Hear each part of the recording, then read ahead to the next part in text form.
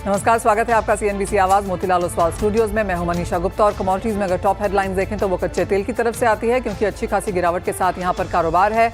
Overnight 2% की तेजी जरूर देखने को मिली है, और वो इसलिए क्योंकि यूएस ने अब ईरान के ऊपर सैंक्शंस और भी बढ़ा दिए हैं। जो कंट्रीज ईरान से अब कच्चा तेल लेती हैं, यूएस उनसे बिजनेस नहीं करेगा। इसका क्या इम्पैक्ट रह सकता है, इस पर करेंगे चर्चा। साथ ही बात करेंगे सोने की, जहां पर कल अच्छी खासी मुनाफा वसूली के बाद कुछ खरीदारी आज लौटते हुए नजर आई है, लेकिन यहां पर क्या है डिटेल्स ये भी बताएंगे। साथ ही बात करेंगे शुगर इंडस्ट्री की, जहां पर हमने एफआरपी तो बढ़ता हुआ देखा ही है, साथ ही साथ शुगर कंट्रोल के भी यहां पर नोटिफिकेशंस आए हैं। इसका चीनी की इंडस्ट्री पे क्या असर पड़ सकता है, इस पर भी करेंगे बात। इन सब पर चर्चा करने के लिए हमारे साथ हैं energy expert Narendra Taneja, commodity expert Dharmesh Bhatia, Pro Intellitrade services के फाउंडर दिनेश सोमानी, और ब्रेक के बाद हमारे साथ होंगे इस्मा के डायरेक्टर जनरल दीपक बलानी। लेकिन शुरुआत कच्चे तेल के साथ कर लेते हैं, क्योंकि यहाँ पर प्राइसेस में जोरदार उठापटक देखने को मिली है। नरेंद्र जी नमस्कार। सबसे पहले यूएस और ईरान के बीच जो ये चल रहा है, कभी लगता है कि कुछ न्यूक्लियर डील साइन हो जाएगी, फिर हम और सैंक्शंस आता हुआ देखते हैं। अब जो यूएस ने कहा है कि ईरान से कारोबार करने वाली कंट्रीज यूएस से कारोबार नहीं कर सकती, आप इसे कैसे रीड कर रहे हैं और इसका इंडिया पे क्या इम्पैक्ट है? देखिए, वो हम ईरान से हमारा बहुत ज्यादा कारोबार तो अभी है भी नहीं, और बहुत ज्यादा तेल हम दरअसल उनसे काफी समय से हम तेल मंगाते ही नहीं है। बीच में हमने 2 पार्सल उनसे खरीदे थे, लेकिन वो भी जो है कोई बहुत बड़ी उसकी संख्या नहीं थी, तो उससे हमारे पे कोई असर पड़ने वाला नहीं है। क्योंकि जो ईरान चाहता है, अमेरिका चाहता है ईरान पर सैंक्शंस, खासतौर से इसलिए कि ईरान जो है आणविक हथियार ना बना पाए, तो भारत काफी हद तक अमेरिका के इस एजेंडा से सहमत है। तो इसीलिए हालांकि हमने कोई सैंक्शंस नहीं लगाई हैं, लेकिन कुल मिलाकर के ईरान से बहुत ज्यादा तेल या व्यापार हम नहीं करते हैं, और तेल तो लगभग बहुत ही कम है या ना के बराबर ही है, तो इसलिए कोई बहुत ज्यादा असर नहीं होता। लेकिन बात यह है कि जो अमेरिका ने ईरान को लेके किया है, जो कहा है, उसका तेल की कीमतों पे, सप्लाई पे और डिमांड पे क्या असर पड़ता है। अगर आप ईरान को देखते हैं, वहां का ईरान के तेल का सबसे बड़ा उपभोक्ता चीन है, और चीन कुल मिलाकर के वहां पर डिमांड जो है तेल की काफी कम हुई है, और लेकिन वो भारी मात्रा में ईरान का तेल जो है वो चीन को ही जाता है। किस दाम पे जाता है, कैसे जाता है, किस तरह के शिप्स हैं, शिप्स का क्या इंश्योरेंस होता है, उसके बारे में बहुत ज्यादा जानकारी बाजार में नहीं है, और उसका अब जो है बाजार बहुत बड़ा इम्पैक्ट भी नहीं पड़ता। तो मुझे लगता है इसकी चिंता ज्यादा नहीं है। जो सबसे ज्यादा जो आप देख रहे हैं डिमांड साइड में, जो डिमांड कम हो रही है, जिससे कीमतें कम हो रही हैं, उसकी मुख्य वजह यह है कि सऊदी अरब जो मुख्य जो है बहुत ओपेक का सबसे बड़ा सदस्य है, वो उसने कुल मिलाकर के अब ये ठाना है कि ठीक है, हम प्रोडक्शन कट और नहीं करेंगे। हमारा जो मार्केट शेयर है, जो काफी हद तक अन्य देशों के पास जा रहा है, हम उसको रोकेंगे। जैसे भारत का जो है अभी तक सऊदी अरब बहुत बड़ा सप्लायर था, लेकिन आज रूस जो है भारत का बहुत बड़ा सप्लायर है। तो कहीं ना कहीं जो चिंता है, वो चिंता सऊदी अरब की ये हो गई है, और सऊदी अरब के साथ ओपेक के कई अन्य देशों की, कि अपना मार्केट शेयर बचाओ। अगर कीमत कम होती है तो कोई बात नहीं है, क्योंकि सऊदी अरब वगैरह में प्रोडक्शन कॉस्ट बहुत कम होती है, उनका ज्यादा जो तेल है वो ऑन शोर है, जहां प्रोडक्शन कॉस्ट कम है। तो इसलिए लगता है उनको कि चलो वो तो किसी तरीके से वो बर्दाश्त कर लेंगे, लेकिन मार्केट शेयर अगर हाथ से चला जाता है तो वो नुकसान कर जाएगा। डिमांड जो है, इसीलिए आप देख रहे हैं कहीं से बढ़ती नजर नहीं आ रही। भारत ही एक ऐसी जगह है जहां से डिमांड बढ़ रही है। आज सारे जो तेल के निर्यातक हैं, उनके लिए जो भारत जो है वो गोल्डन एप्पल बन चुका है, वो सबकी निगाह भारत पे है। और दूसरी तरफ भारत को जो सस्ता तेल हुआ है, जो रूस से आया है या अन्य देशों से आया है, जो कीमतें कमी, भारतीय अर्थव्यवस्था को उसको काफी लाभ मिल रहा है। तमाम परेशानियों की, जो वर्ल्ड में जितनी परेशानियां, टैरिफ वॉर वगैरह वगैरह, उसके बावजूद भी आईएमएफ भी मान रहा है कि उस सब के बावजूद भी भारत का जीडीपी ग्रोथ 6% तो पक्का है।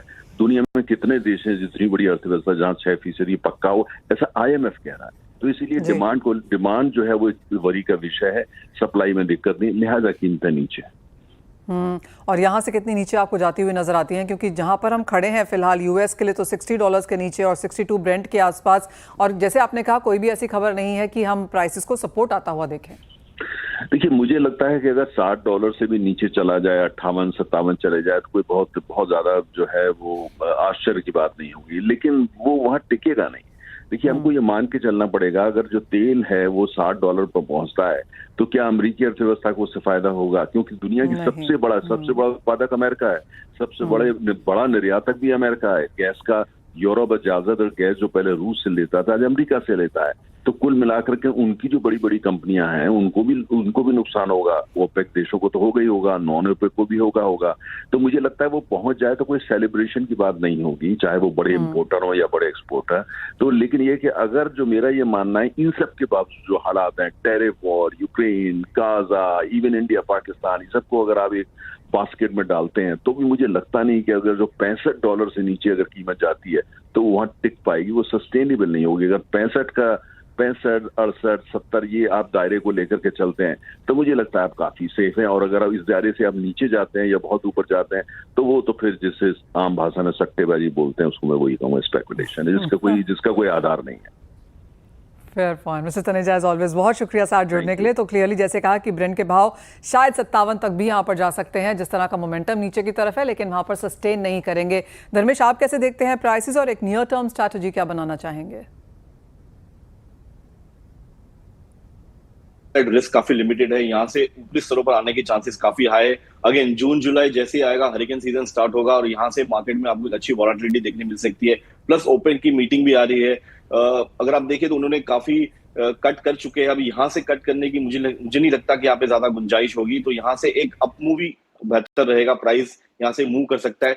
तो डोमेस्टिक मार्केट की बात करें रुपए के चलते तो मुझे लगता है कि 5,000 का स्तर काफी अच्छा स्तर है, यहाँ पे आप निवेश करके चल सकते हैं 4,900 के स्टॉप लॉस से, और अपसाइड रहेगा 5,300 से 5,400। अगर आप अंतरराष्ट्रीय मार्केट की बात करें तो मुझे लगता है कि ब्रेंट फिर से $65, और अगर आप WTI की बात करें तो अराउंड $62 के लेवल्स आपको फिर से देखने मिल सकते हैं। तो बाय साइड में रहने की मेरी सलाह रहेगी और मैं रेकमेंड करूंगा कि आगे के महीने में आप यहाँ निवेश करके चले।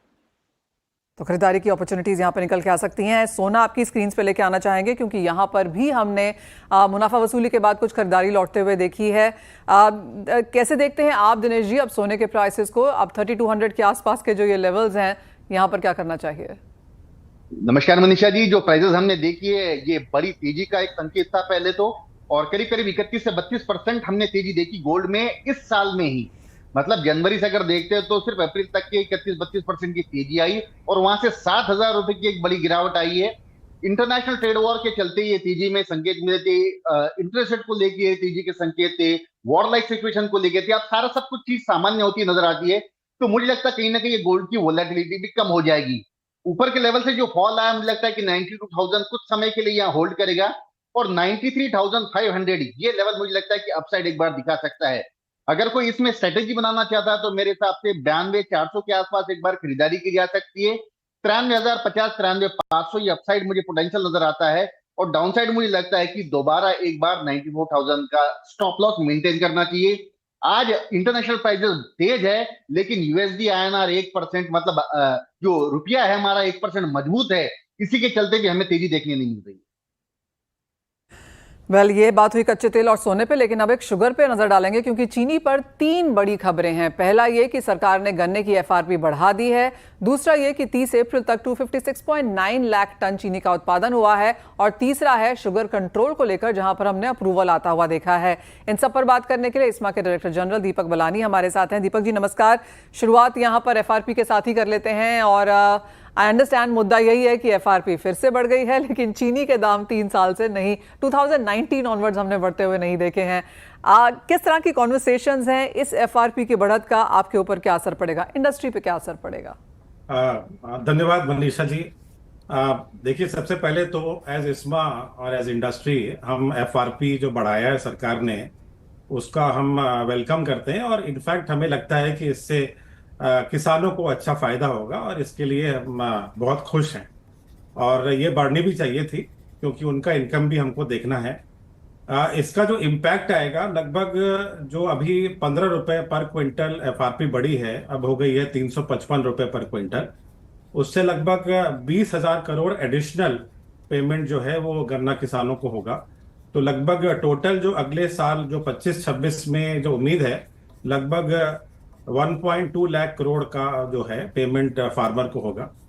तो जैसे मैंने बताया कि अच्छी चीज़ है, बट आप भी बोल रहे थे और इंडस्ट्री की एक डिमांड रही है कि हमें FRP बढ़ाने से कोई तकलीफ नहीं है, बट क्योंकि हमारा इनपुट कॉस्ट जो FRP जो केन कॉस्ट है वो बढ़ जाता है, तो उससे कहीं ना कहीं उसका रिफ्लेक्शन जो है वो शुगर प्राइस पे और इथेनॉल रेट पे होना चाहिए।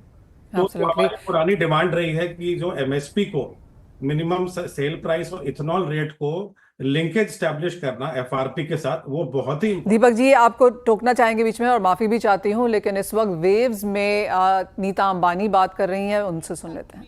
On a common stage.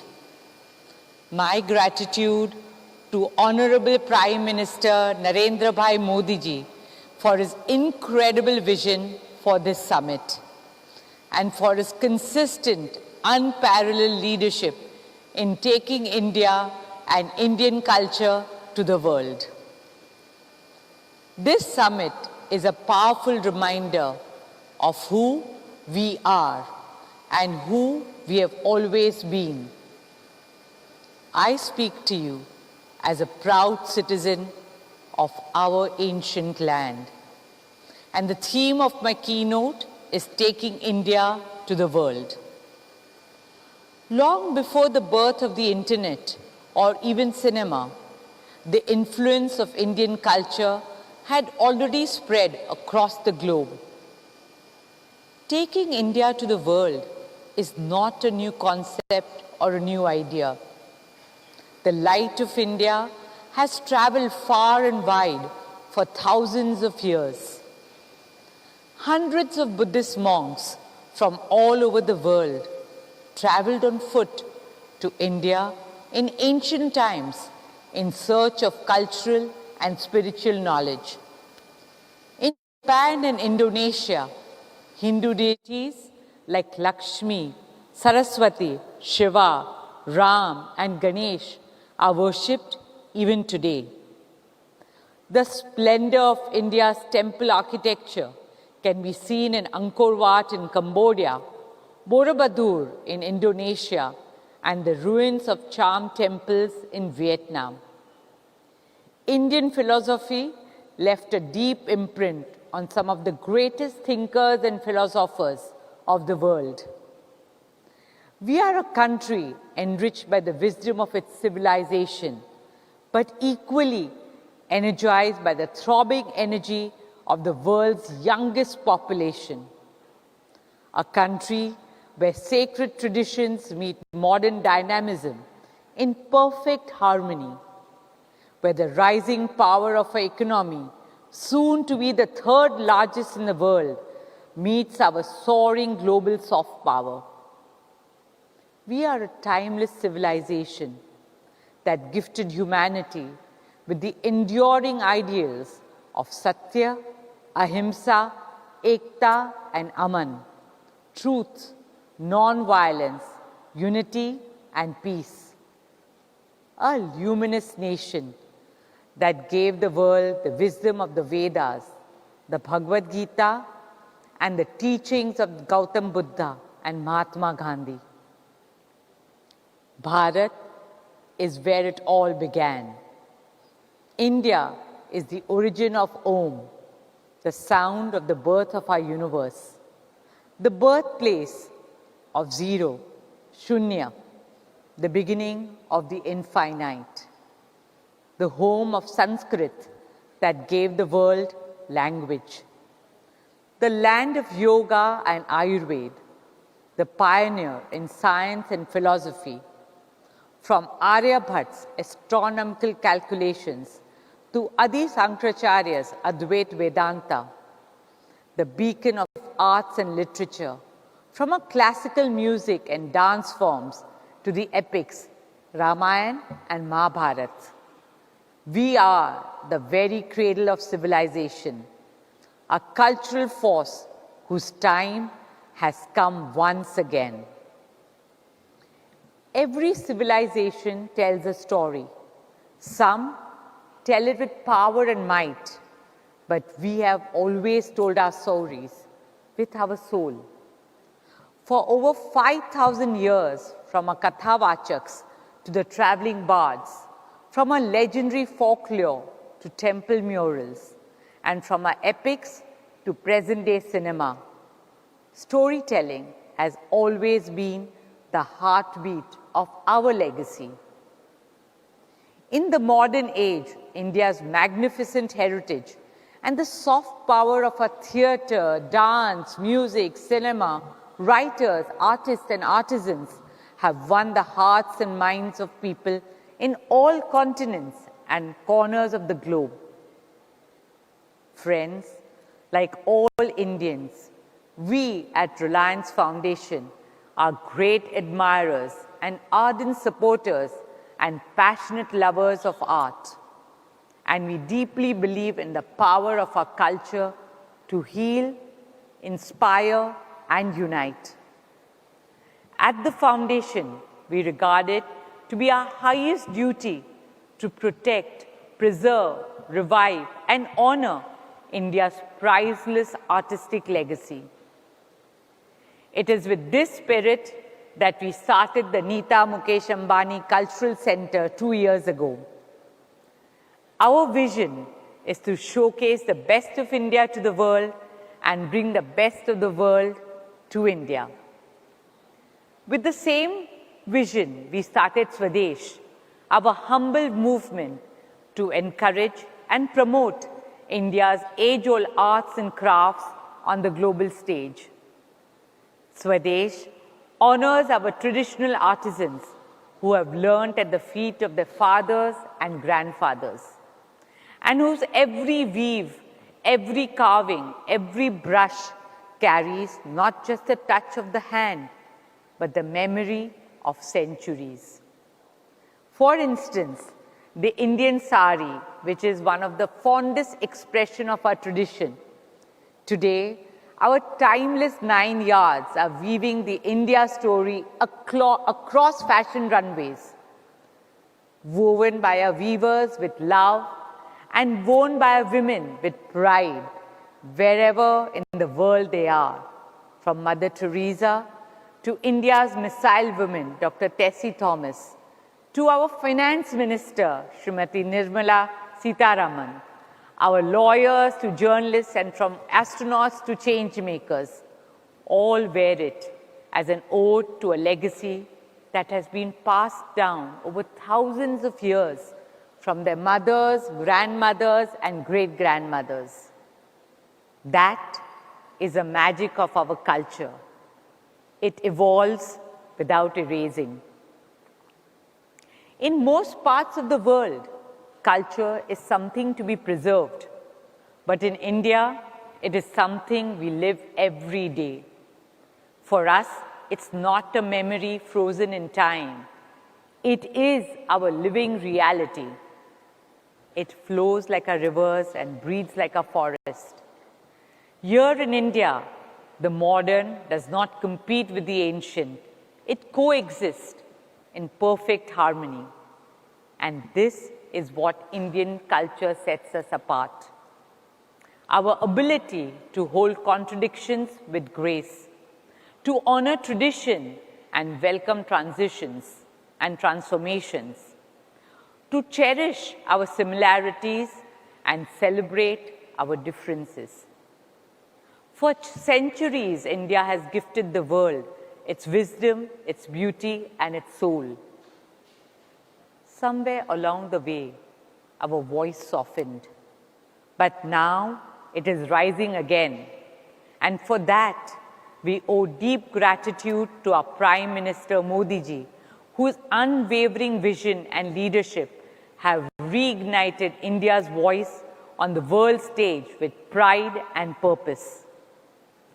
From Yoga to Chandra.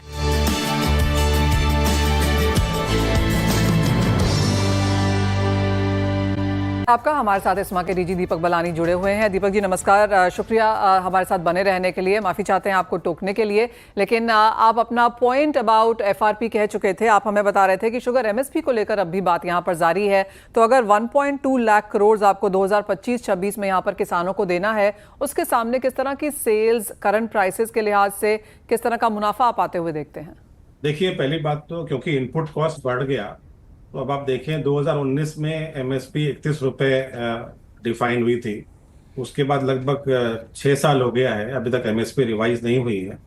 और लास्ट ईयर जो 340 रुपए पर क्विंटल एफआरपी था, तो हमारा कॉस्ट ऑफ प्रोडक्शन लगभग 41 रुपए था। अब लगभग क्योंकि ये 355 हो गया है और जो एक कन्वर्जन कॉस्ट भी बढ़ता है, तो मुझे लगता है कि ये काफी आगे जा सकता है, बेबी 42.5 तक के आसपास। अभी तक हमने कैलकुलेट नहीं किया है, बट एक हम वेटेड एवरेज लेके लगभग एक अप्रोक्सीमेटली 42.5 तक का फिगर आ सकता है। तो ये बहुत इंपॉर्टेंट है कि सरकार जो है एमएसपी को लिंक कर दे एफआरपी से, क्योंकि ये एक वायबिलिटी भी आएगी मिल्स को, और जो केन पेमेंट हमारा फार्मर को होता है वो लगातार होते रहे, वो भी बहुत जरूरी है। और उसके साथ साथ बहुत जरूरी ये भी है कि इथेनॉल प्राइस जो लास्ट 2 साल में नहीं हुआ था, और अब अगर इसको भी हम देख लें, एफआरपी इंक्रीज हुआ है तो लगभग 16-16.5% इंक्रीज हो गया, और इथेनॉल रेट अभी तक इंक्रीज नहीं हुआ है। तो अब आने वाले सीजन में हमें पूरी उम्मीद है कि गवर्नमेंट इथेनॉल प्राइस को भी एफआरपी से लिंक करेगी और एक फॉर्मूला के तहत इथेनॉल रेट को रिवाइज करेगी, क्योंकि उसके ऊपर काफी डिपेंड करता है कि अगले साल कितना डाइवर्जन जो है वो इथेनॉल में होगा शुगर केन से। Fair point. मेरा दूसरा पॉइंट यहाँ पर चीनी के आउटपुट को लेकर है। आई वी अंडरस्टैंड आपके जो लेटेस्ट नंबर्स यहाँ पर आए थे, लेकिन अब तक 30 अप्रैल तक नंबर आया है। अब आपको लगता है कुछ यहाँ पर फेरबदल देखने को मिल सकता है फाइनल नंबर पे? लगभग देखिए 257 लाख टन कल तक हो गया है, और अभी भी लगभग 17 मिलें चल रही हैं, उसमें कुछ यूपी में चल रही हैं। तो लगभग ये भी लगभग 8 या 10 मई तक क्लोज हो जाएगा। तो अब हम लगभग सीजन के क्लोज में आ गए हैं। बट अब ये भी हमने बताया था कि लगभग 4 से 5 लाख टन जो है वो कर्नाटका में और तमिलनाडु में जो स्पेशल सीजन होता है, जो मिलें फिर खुलती हैं, वो भी ऐड होगा। तो हमें ऐसा लग रहा है कि जो 262 के आसपास आता हुआ फिगर दिख रहा है। और क्योंकि कंजम्पशन पहले हम लगातार ये बोलते आए थे, जिस हिसाब से ट्रेंड आ रहे थे और जिस हिसाब से मार्केट का इंडिकेशन आ रहा था, कंजम्पशन लगभग 280 लाख टन होगा, और उसके हिसाब से उतना ही लग रहा है। तो लगभग सारा कुछ देखा जाए तो लगभग हम 52-53 लाख टन में ये सीजन क्लोज करेंगे, जो बहुत सफिशिएंट है। और प्राइस भी जो है, जो रिटेल प्राइस है, अगर आप देखें तो पिछले साल इसी वक्त लगभग 44.5 रुपए था, और अभी लगभग 45 रुपए 60 पैसे है। लगभग 2.5 से 3% का ही इजाफा हुआ है, जो वेल विद इन लिमिट है। तो आई थिंक मार्केट जो है, रिटेल प्राइस स्टेबल है, एक्सपिल प्राइस भी स्टेबल है, और आगे भी इस सीजन में प्राइसेस स्टेबल रहने की पूरी उम्मीद है।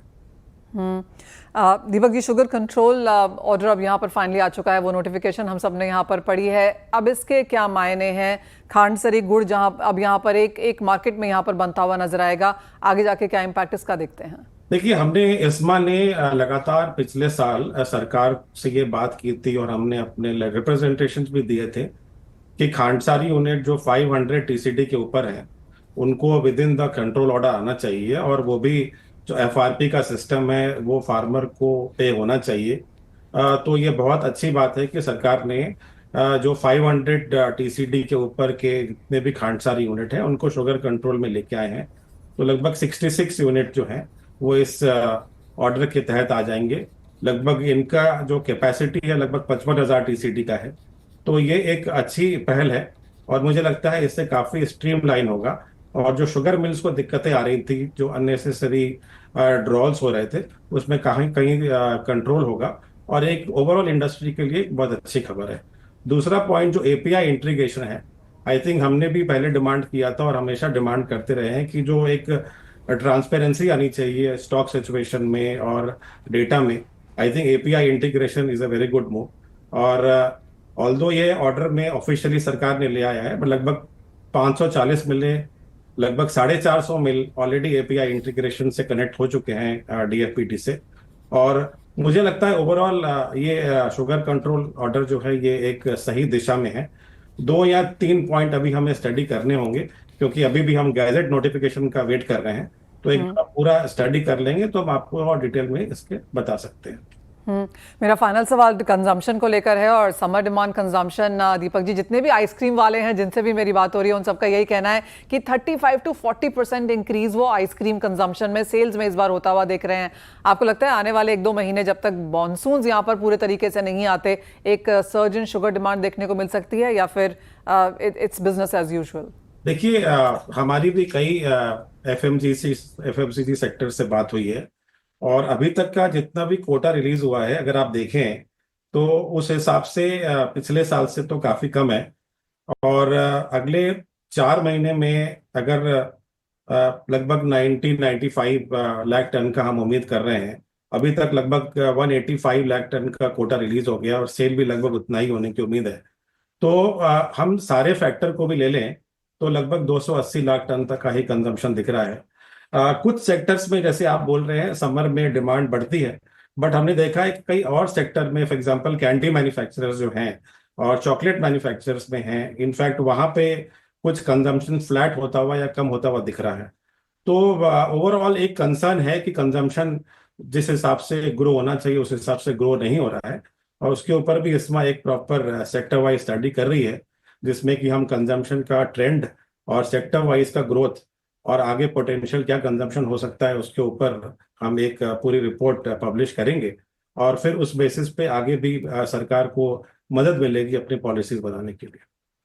और काफ़ी इंपॉर्टेंट रहेगी दीपक जी, और काफ़ी इंटरेस्टिंग भी रहेगा देखना, क्योंकि एफएमसीजी के numbers all over the place हैं और शुगर की कंजम्पशन कहाँ बढ़ रही है और कहाँ नहीं, अगर वो रिपोर्ट निकल के आती है तो बहुत ज़्यादा क्लैरिटी उससे मिलेगी। तो क्लियरली उसका इंतजार रहेगा। एज ऑलवेज बहुत शुक्रिया साथ जुड़ने के लिए, समय निकालने के लिए और उन सभी मुद्दों पर डिटेल में बात भी करने के लिए। वाले इसी के साथ इस कार्यक्रम में इतना ही समय है, हम लौटेंगे, बात करेंगे इक्विटीज़ पर।